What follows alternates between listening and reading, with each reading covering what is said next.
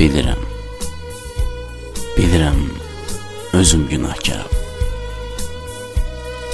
Ancaq öyrəşmişdik artıq biz.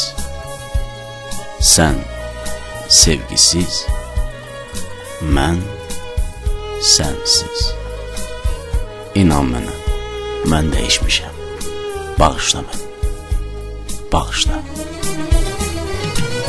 Bəs bilmirdin həsrətinlə ürəyimə, həsrətimin əvəzinə daşasırsan.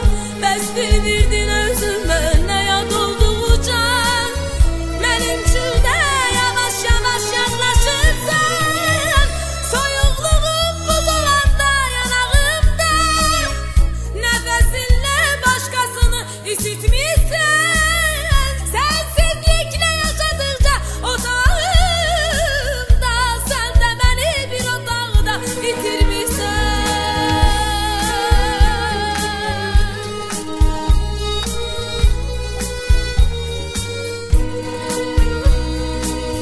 Deyirsən ki, dəyişmişəm, yadlaşmışam.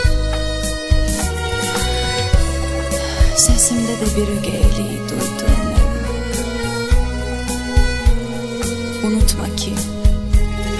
Unutma ki, ögeyliyim, yadlaşmağım həm günahın, həm cəzandır.